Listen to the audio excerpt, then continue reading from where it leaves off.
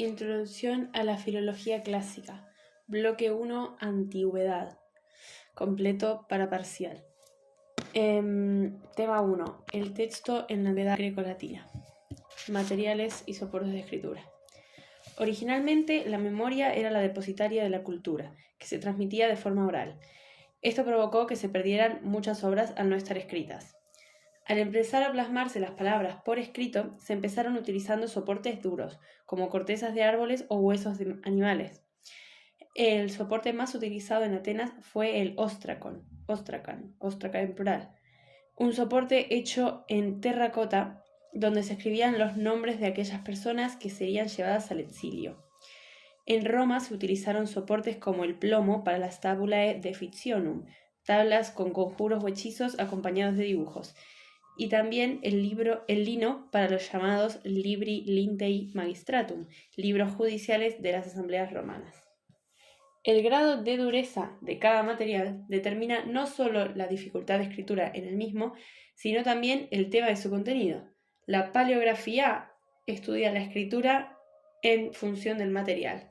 Dentro de esta se encuentran la epigrafía, que estudia los soportes duros, la papirología, que estudia los soportes blandos de papiro, y la codicología, que estudia los códices y manuscritos, concentrándose en los formatos códice y manuscrito, no en soportes. A la hora de hablar de la escritura en la antigüedad, hay que distinguir entre soporte y formato. El soporte es el material en sí, como puede ser el papiro o el pergamino, mientras que el formato es la forma que toma ese material, como puede ser un rollo o un volumen de papiro o un códice de pergamino.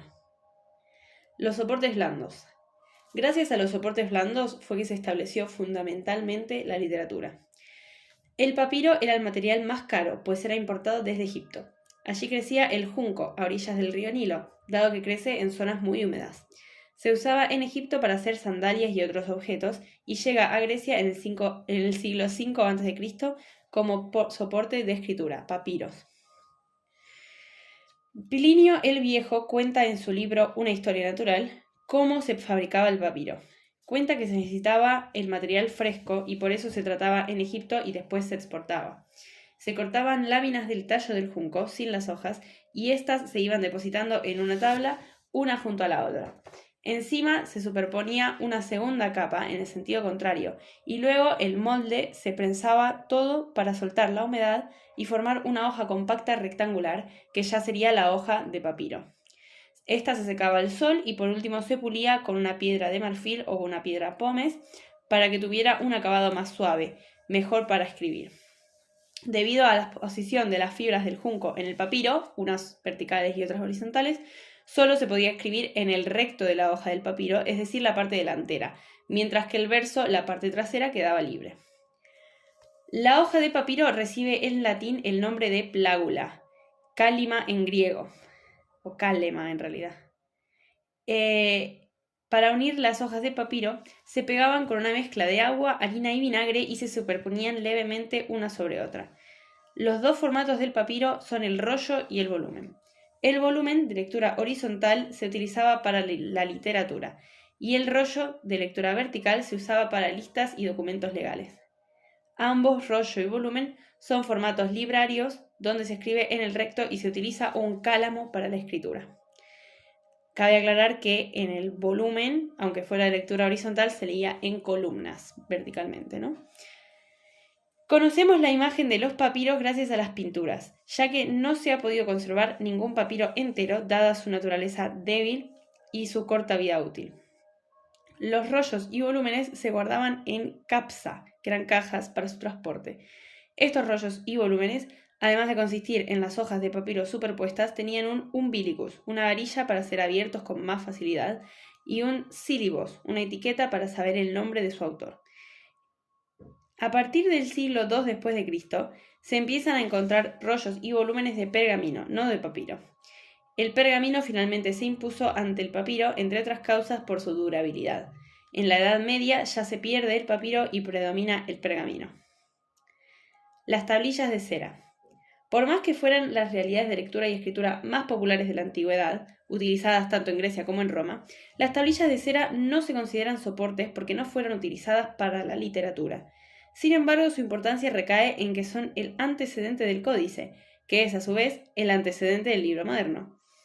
En el mundo romano se utilizaron tablillas desde la época arcaica y se siguieron utilizando en ámbitos jurídicos, personales y en las escuelas, incluso después de la introducción del papiro como soporte, a causa de la helenización. Las tablillas se componen de 2 tabletas de madera o de piedra, menos usual, que se rellenaban con cera, material maleable sobre el cual luego se inscribía con un stylus.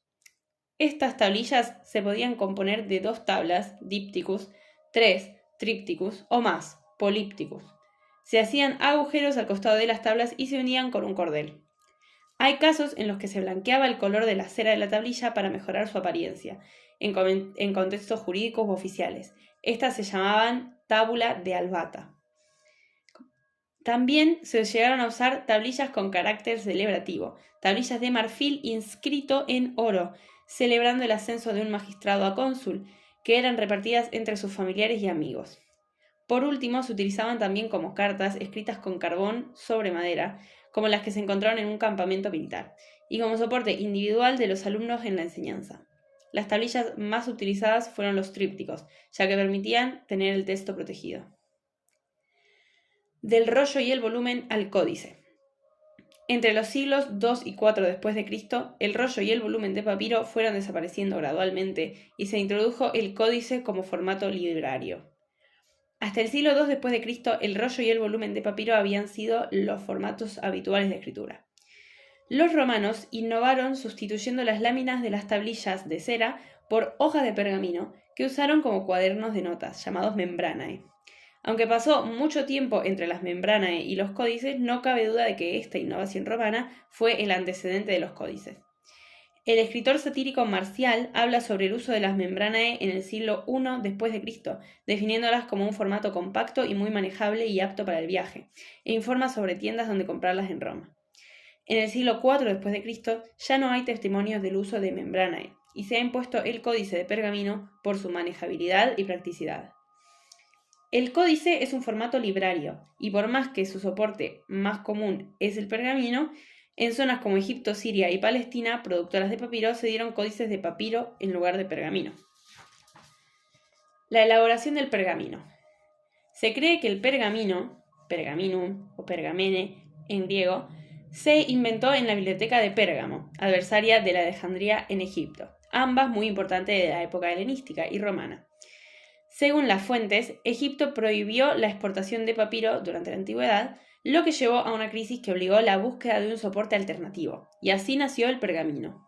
Su uso no se generalizó hasta los primeros siglos de la época cristiana. El pergamino es un soporte de origen animal, normalmente de animal joven, como un becerro, un cabrito o un corderito. Para fabricarlo hay que lavar la piel de un animal en agua fría durante 24 horas.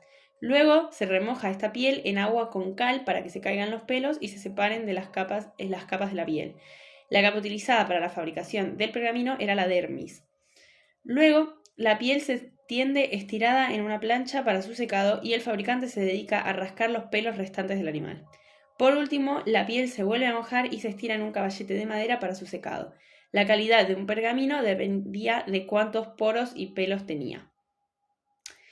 El formato códice, codex.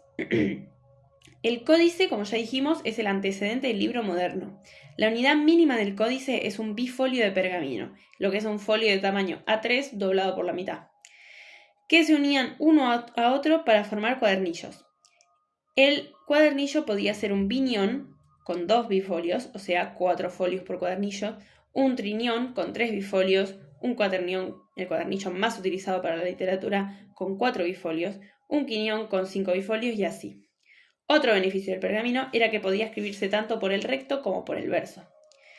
Los cuadernillos eran numerados, tanto por el recto como por el verso, con números romanos, en el caso de Roma, y con letras del alfabeto, en el caso de Grecia. El instrumento de escritura más común fue la pluma de oca, que sustituyó al cálamo utilizado en los papiros. En los primeros códices, inspirándose en los volúmenes de papiro, se distribuyó la escritura en columnas. Luego se pasó a utilizar la escritura a plena página. Cuando carecía el pergamino, era frecuente rasgar con una cuchilla el pergamino y volver a escribir por encima, lo que se llamaba palimpsesto. Cavallo, un codicólogo italiano, realizó una clasificación de los códices en 3: códice griego, códice cristiano y códice romano. El códice griego, en papiro, siglos 4 a 5 después de Cristo, eran utilizados para transmitir textos de autores para uso escolar y privado de los aristócratas. Es a plena página, lo que garantizaba un material suficiente para escribir notas, comentarios, etc. El códice cristiano, fundamentalmente con pergamino, además entre los siglos 5 y 6 después de Cristo. Se crean los primeros scriptoria, lugares donde se escribían códices. Monasterios, abadías. Eran los lugares en donde se escribían esos códices. Eran monasterios y abadías. Se escribía con scriptio continua, sin separación entre las letras, entre las palabras, y la llamada mayúscula bíblica para textos sagrados. Por último, el códice romano, entre los siglos 4 y 6 después de Cristo, podía ser en papiro o en pergamino, dependiendo de su uso. El pergamino se usaba para la literatura y el papiro para textos provisionales. El empleo del pergamino fue fundamental para la conservación y pervivencia de la literatura clásica. Además, los cristianos jugaron un papel fundamental en la consolidación del códice como formato, ya que desde el siglo II después de Cristo estaban implementándolo para escribir los textos bíblicos.